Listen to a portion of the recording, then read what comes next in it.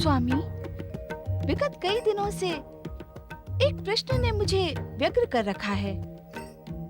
माँ का हृदय सदा अपने पुत्रों के कल्याण के लिए ही व्यग्र होता है। निश्चित ही यह व्यग्रता उसी भाव को लेकर उत्पन्न हुई होगी। अंतर्यामी, इस संसार में उत्पन्न होने वाले हर प्रश्न का उत्तर तो आप हैं। क्या मेरे मातृत्व की प्रशंसा कर आप मेरी व्यग्रता का शमन नहीं करेंगे? अवश्य देवी। तुम त्रेता के इस नवीन युग को लेकर चिंतित हो? हाँ स्वामी, क्या दैवी शक्तियाँ इस त्रेता युग में उतनी प्रभावशाली नहीं रहेंगी जितनी सतयुग में थी? देवी पार्वती, इस वर्तमान त्रेता युग और समाप्त हुए सतयुग में अंतर इतना ही है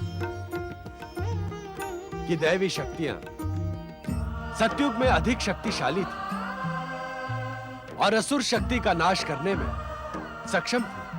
अर्थात इस त्रेता युग में दैवी शक्तियों की सामर्थ्य क्षीण हो जाएगी। हाँ पार्वती, पुण्यों के पृष्ठों पर पाप की उपस्थिति हो जाने के कारण दैवी शक्तियां आसुरी शक्तियों को पूर्ण रूप से समाप्त नहीं कर पाएंगी। इसका परिणाम क्या होगा स्वामी? युग परिवर्तन के कारण साधारण मानवों में भी आसुरी शक्तियों का प्रभाव दृष्टिगोचर होगा, जिसके परिणाम स्वरूप मानवों और असुरों में अंतर करना कठिन हो जाएगा। ये तो अत्यंत घातक स्थिति होगी स्वामी। स्थिति कितनी भी अधिक घातक क्यों ना हो पार्वती, अंत में विजय सत्य की ही होगी। जानती हो क्यों? क्यों स्वामी? क्योंकि हर युग के सहस्त्र व्यक्तियों के मध्य एक ऐसा व्यक्तित्व जन्म लेता है जो अपने कर्मों से संपूर्ण युग की धारा को मोड़ने में समर्थ होता है। व्यक्ति, व्यक्तित्व, इन दोनों में क्या अंतर है स्वामी? देवी पार्वती, व्यक्ति में ही व्यक्तित्व प्रकाशित होता है।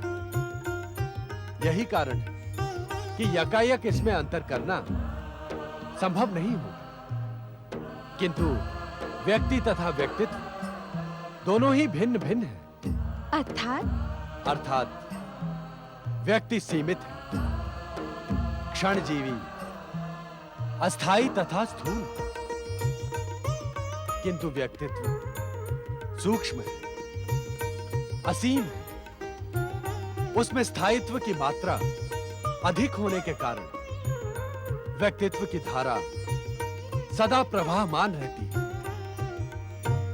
वो युगों युगों तक संसार को अपने कर्मों से प्रकाशित कर समाज का मार्गदर्शन करती है। आपकी प्रसन्नता इस बात का संकेत कर रही है कि आपकी चिंता का शमन हो गया। हाँ स्वामी, इस युग के एक व्यक्तित्व से मेरा साक्षात हो गया है। तुम जमदग्नि परशुराम की बात कर रही हो? हाँ स्वामी। निस्संदेह श्री हरि विष्णु का यह मानवीय अवतार युगों युगों तक संपूर्ण संसार को प्रकाशित तथा सुगंधित करता रहेगा। इस प्रसन्नता का एक कारण ये भी है स्वामी कि माँ तो अपने पुत्रों के कल्याण की चिंता ही करती है, किंतु पिता उसकी यथोचित व्यवस्था भी करता है। नारायण नारायण। ओम नमः शिवाय। प्रणाम माता। अहो भाग्य, आज भगवान भोलेनाथ और माता पार्वती के एक साथ दर्शन हुए, वो भी गहन चर्चा में लीन रहते हुए। नारद, तुम्हारे आगमन से चर्चा जीवंत हो उठती है। इस समय तुम्हारे आगमन पर हमें भी प्रसन्नता है। नारायण नारायण। माता, आपकी जीवित चर्चा को अधिक जीवंत करने के लिए मैं यहाँ एक जीवंत प्रश्न लेकर उपस्थित हुआ हूँ।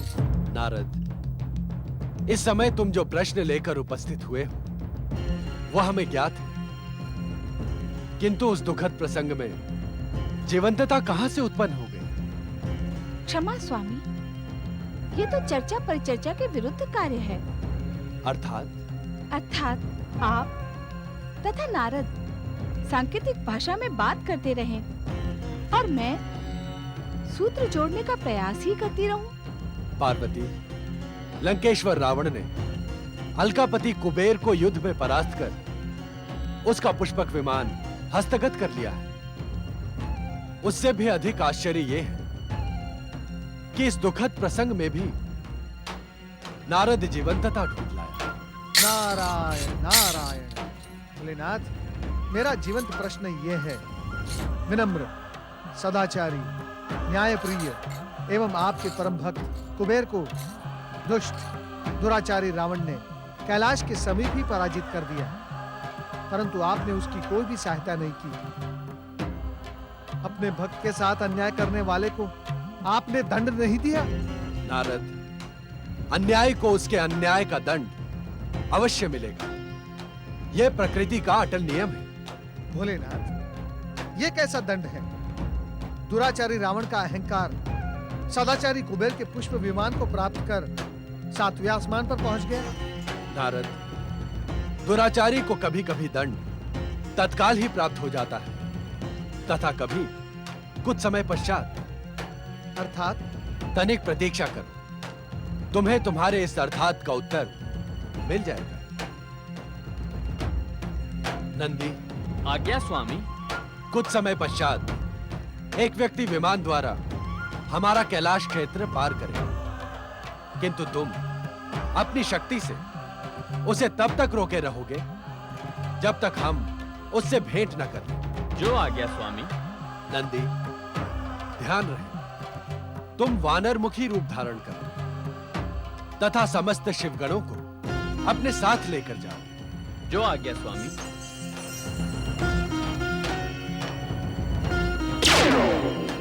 हर हर महादेव, हर हर महादेव, हर हर महादेव, हर हर महादेव, हर हर महादेव, हर हर महादेव, हर हर महादेव, जय जय शिव शंकर। अपने सदाचारी विनम्र बड़े भाई कुबेर से कृतज्ञता करने वाले रावण को हमसे मिलना ही होगा नारद, और ये मिलन वास्तव में विचित्र होगा।